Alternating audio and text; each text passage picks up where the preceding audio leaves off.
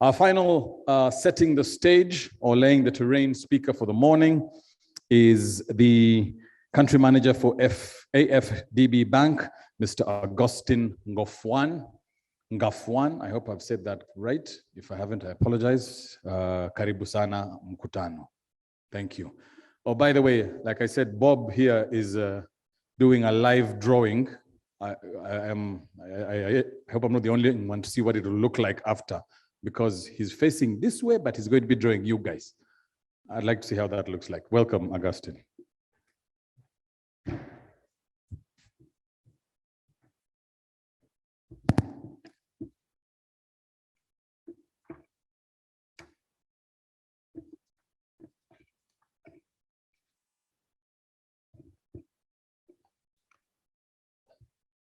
Representatives of government institutions here present, my fellow speakers and colleagues from the development partner community, private sector actors in the agricultural sector, distinguished ladies and gentlemen, I am pleased to join you at this very important high-level stakeholder meeting to brainstorm and discuss the laying down of an agro-industrial infrastructure in Uganda. Let me take this opportunity to commend the Mukutona Tanun team for their efforts and commitment in arranging this important discussion.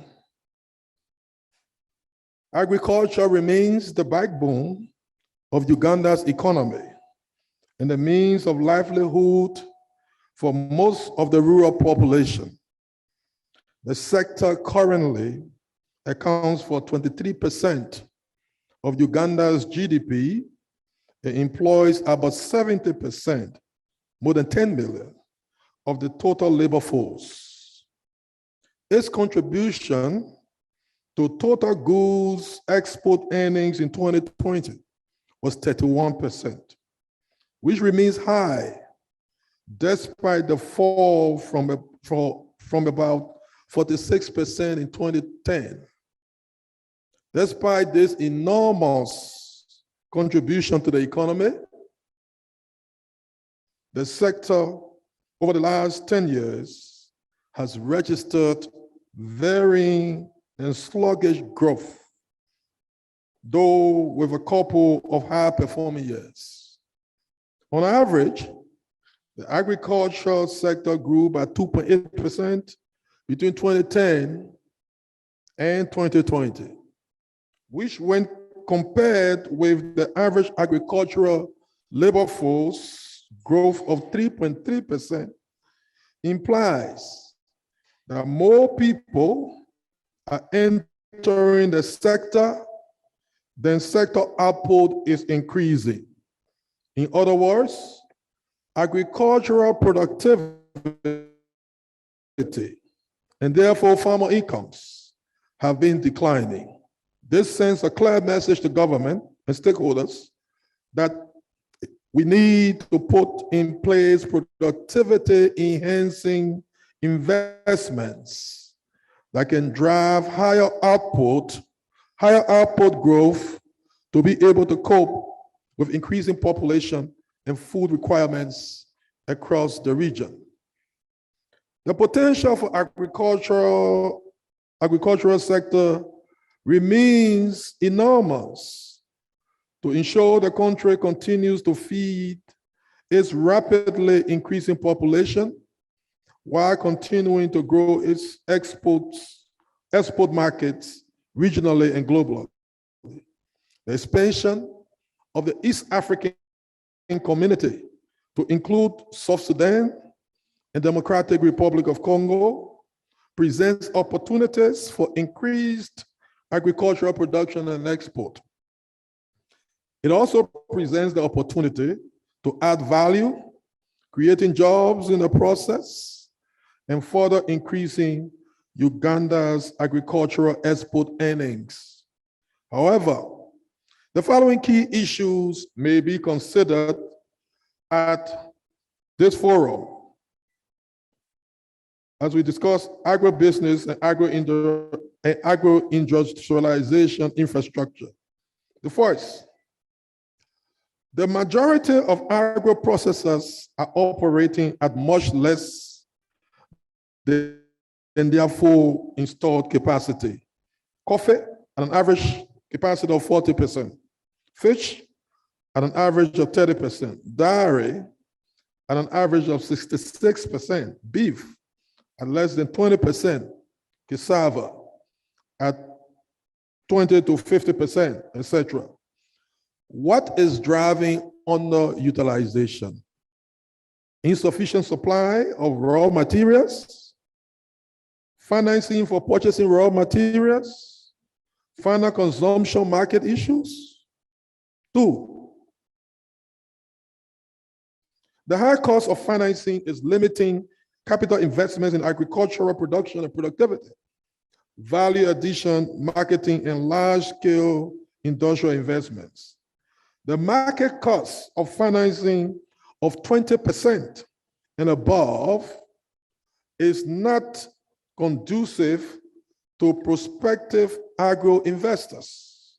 As a result, products reach the market at higher prices compared to imported agricultural goods. This is one reason for exporting raw materials rather than using them in local processing and manufacturing for the Ugandan market. What can be done to reduce these costs?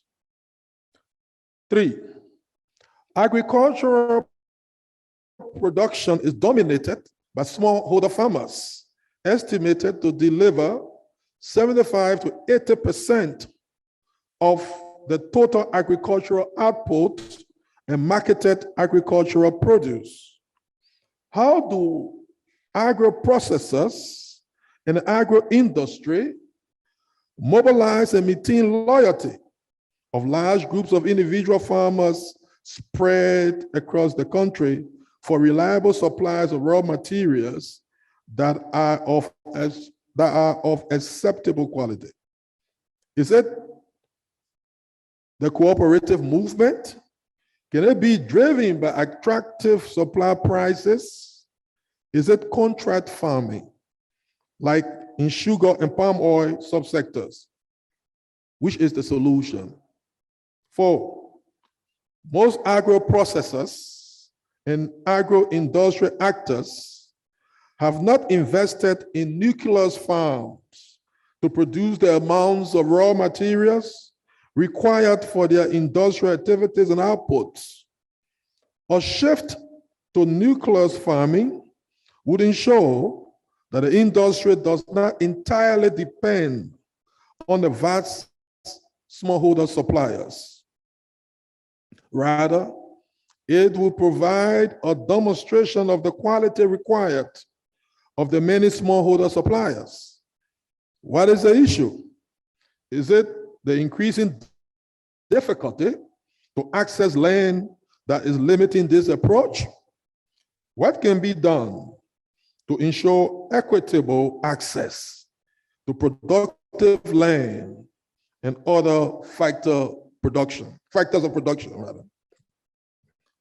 Dear colleagues, the agricultural sector continues to face several challenges despite the various policy shifts and strategic programming. These challenges include: 1,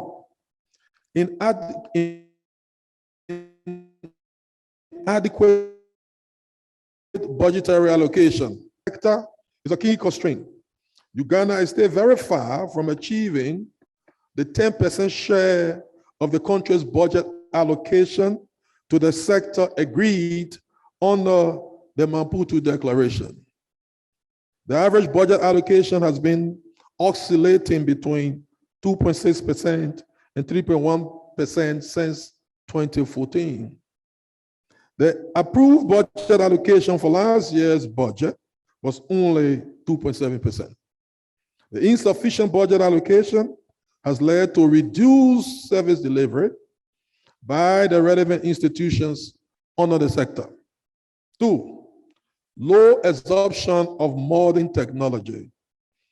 Although Uganda has a well-developed agricultural research system, use of modern science and technology in agricultural production is still limited. Inadequate research extension farmer linkages to facilitate demand-driven research and increased use of improved technologies continues to constrain efforts to increase agricultural productivity. Furthermore,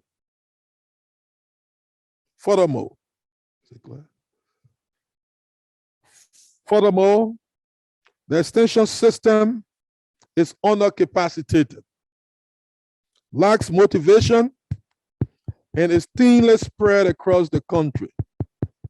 The National Agricultural Research Organization has released many new crop varieties, but a large number remain on the shelf.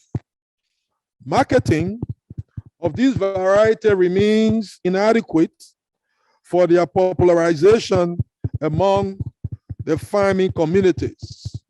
Three, high costs and increased adulteration of outputs.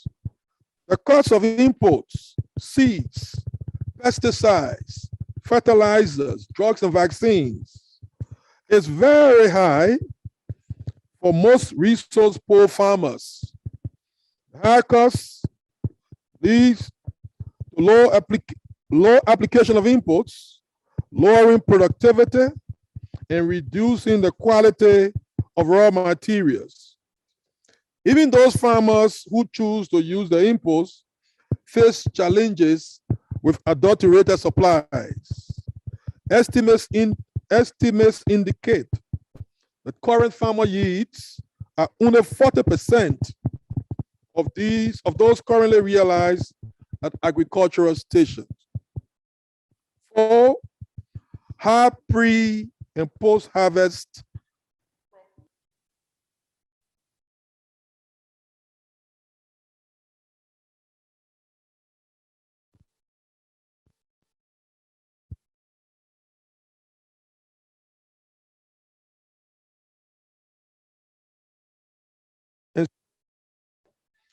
lack of adequate technologies for drying and other factors. The effect is quality deterioration and lower prices. Five, heavy livestock losses to diseases and pests. Livestock diseases and pests, and there are many, affect animal production and pose a threat to human health. Specifically, revenue losses are incurred through death, reduced productivity, and the loss of product markets. The prevalence of transboundary diseases continues to be a challenge. And six, insufficient water storage infrastructure. The high variability of floods and droughts is likely to increase with global climate change.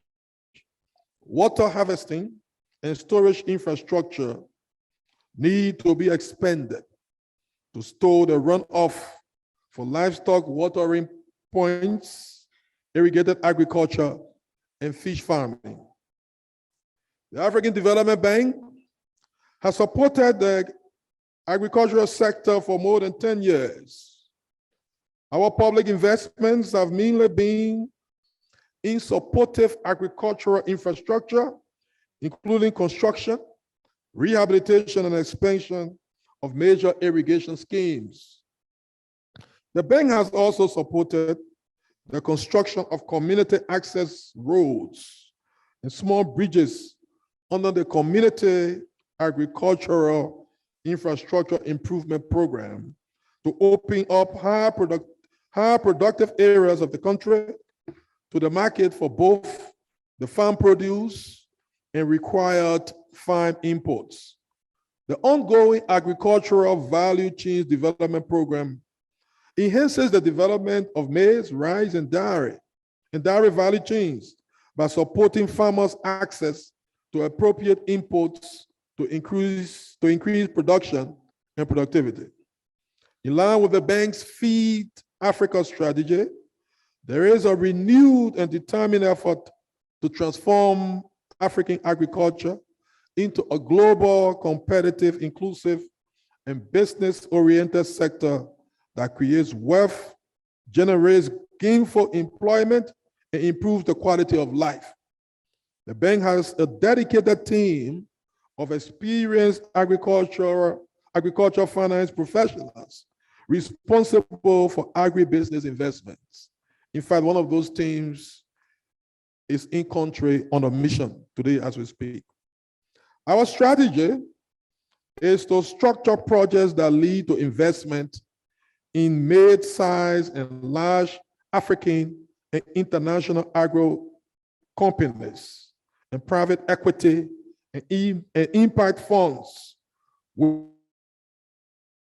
an agriculture focus. Dear colleagues, I once again congratulate the curator and the Mukutunu team for bringing us together to discuss these important issues. I hope that recommendations proffered during these discussions will assist the government to further expand its policy and strategic orientation to facilitate growth of agro-industry. Thank you very much.